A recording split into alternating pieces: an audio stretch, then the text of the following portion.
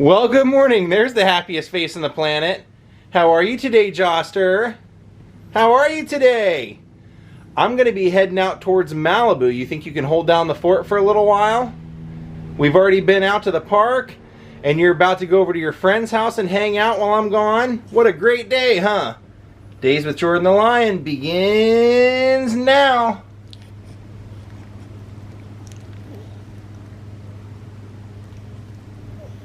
Alright my friends, so what we're going to do today is a special Patreon sunglass vlog for Bruce Sisk.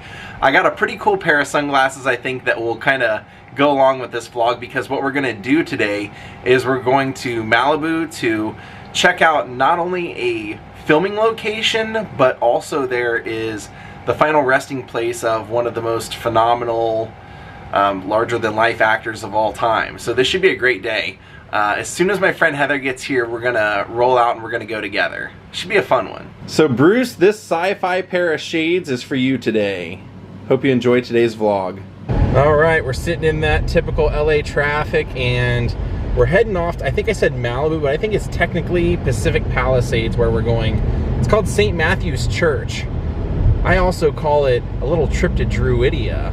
And this is Heather. Heather, you're coming out. This is the first time you've been on the vlog. You know what we're gonna do, but don't tell them. Are you excited? Very. Great. We're getting pretty close. We're over in the Pacific Palisades area and we just drove past a house that has gingerbread on the side of it. Now we're cutting through this beautiful neighborhood to get to the church. It's kind of cool, you can see the bells up there. And if you look straight ahead, you can see that somebody sits inside this building right here and plays those bells. So here we are, St. Matthew's Episcopal Church. And the reason that we came out here is, well, for one thing, this is the church in Druidia that we see in Spaceballs. If you're a Spaceballs fanatic like I am, I mean, it's one of, in my opinion, one of my favorite Mel Brooks movies, maybe one of the best. They didn't actually believe that it was one of the best, like the critics or whatever, but I always thought it was great. And this one's good because he spoofs a bunch of movies in this, not only, you know, Star Wars is the obvious one, but it's like Aliens, Wizard of Oz, Planet of the Apes. But I recently realized, and I'm talking last night, I've seen this movie I don't know how many times, hadn't seen it in about 10 years. And then as I watched it last night, I noticed the whole beginning and ending of this movie that takes place here, the wedding, it's all a complete copy of Clark Gable's It Happened One Night.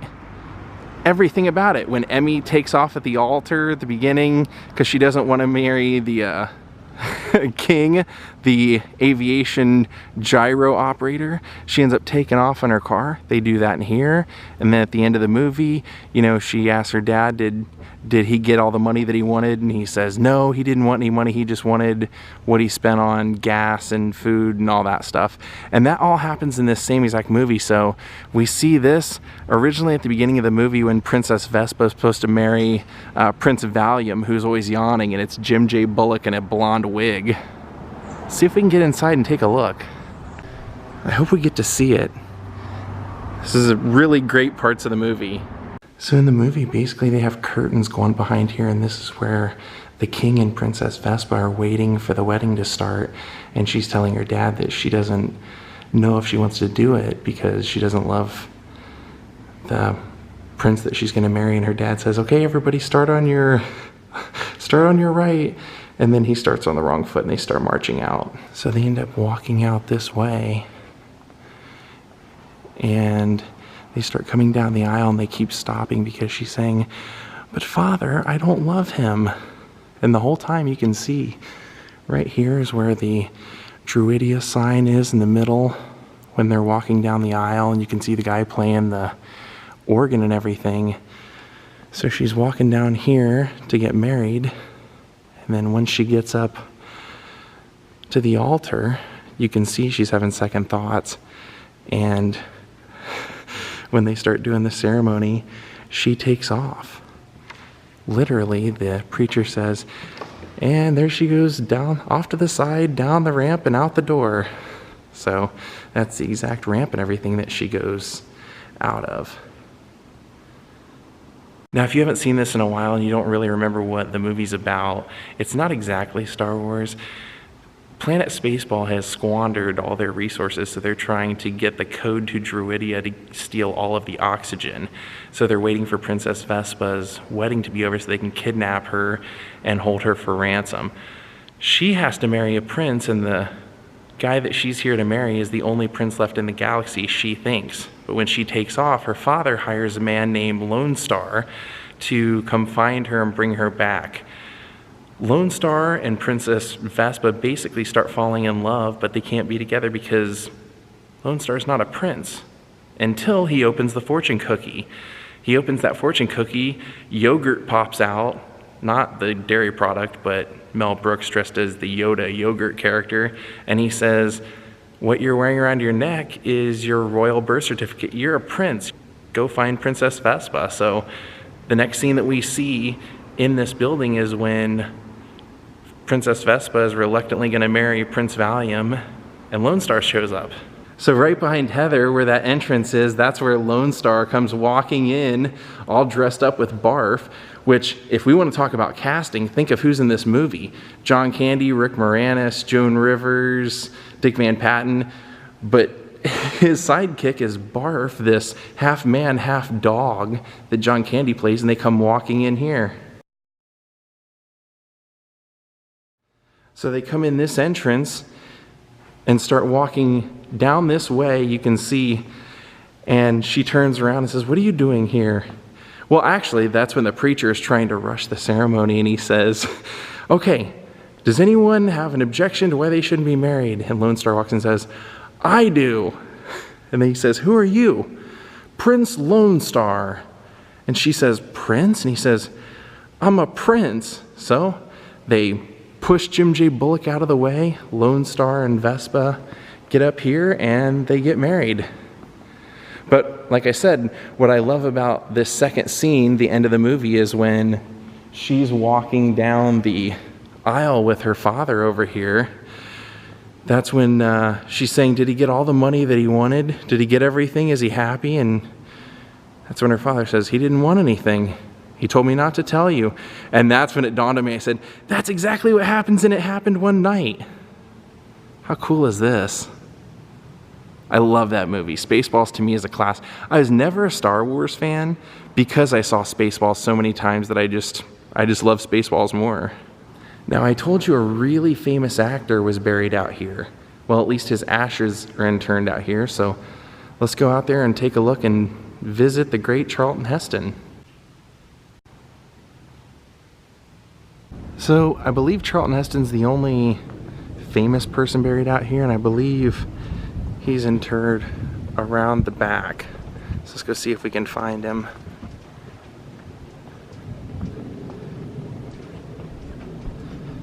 I believe he's back here, either here.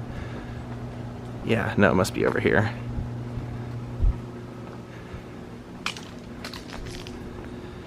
Not a ton of people out here, but I believe, let's see if we can find him.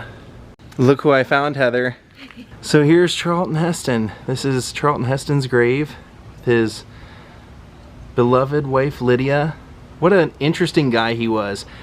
One of the things I always loved about Charlton Heston was he always took on like the hardest characters to play.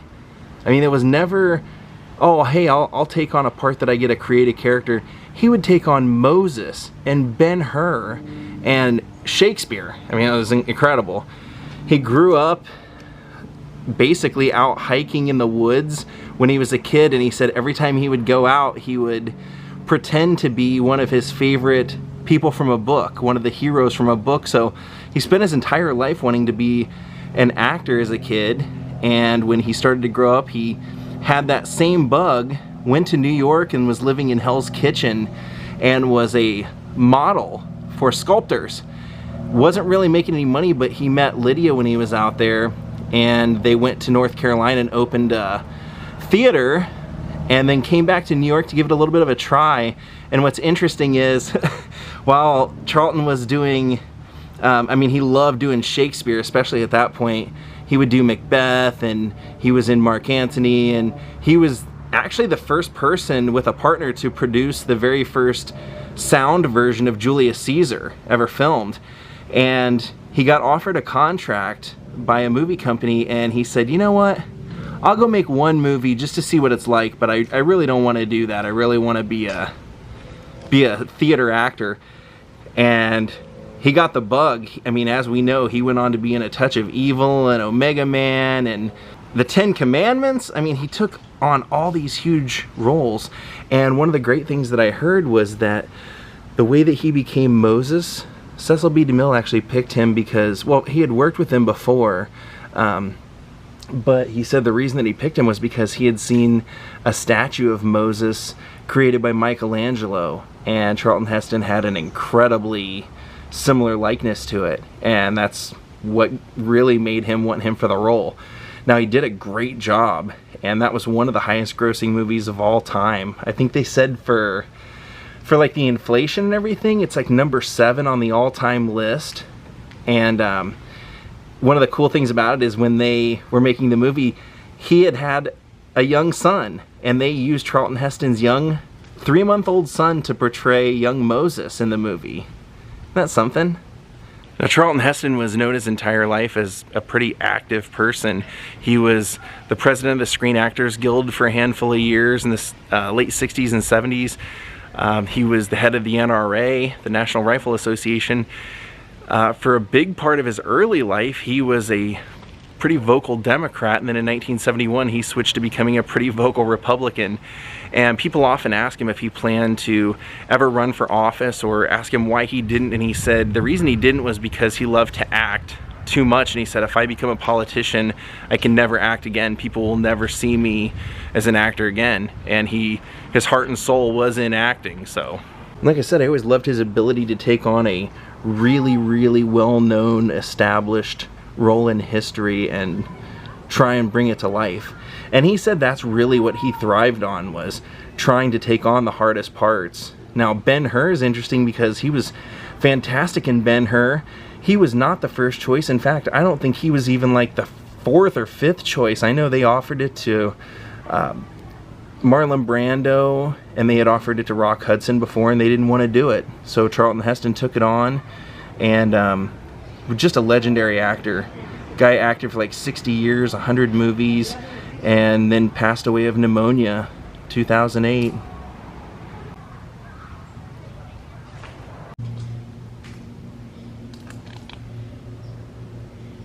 All right, Heather, since we just saw Charlton Heston's grave, are you a Charlton Heston fan? Absolutely. What's your favorite Charlton Heston work? The Ten Commandments, by far.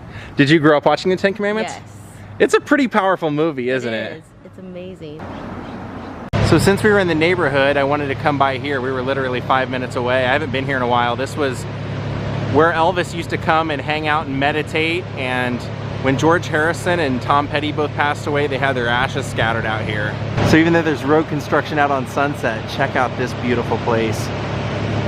I believe straight out there, where all that white ceremonial center is, I believe some of Gandhi's ashes are out there. Yeah, they're very accepting of all religions, so they have a garden for just about all of the religions. I think, in fact, all of the major ones.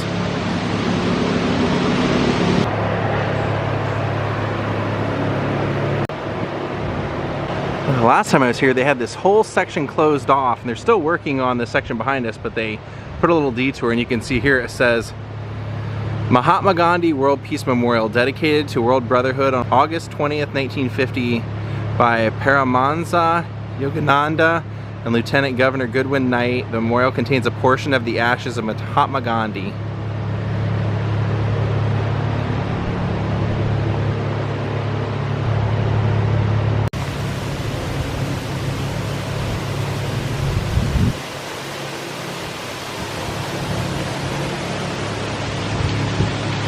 Riverboat.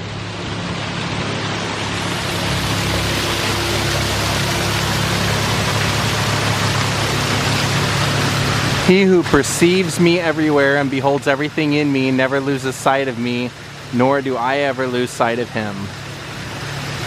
Everything else can wait, but our search for God cannot wait.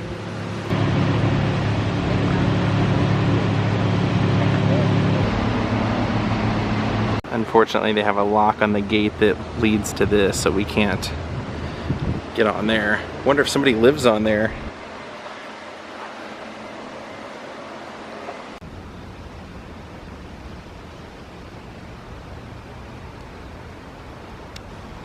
Look at that great waterfall over there. Look at all the fish in there.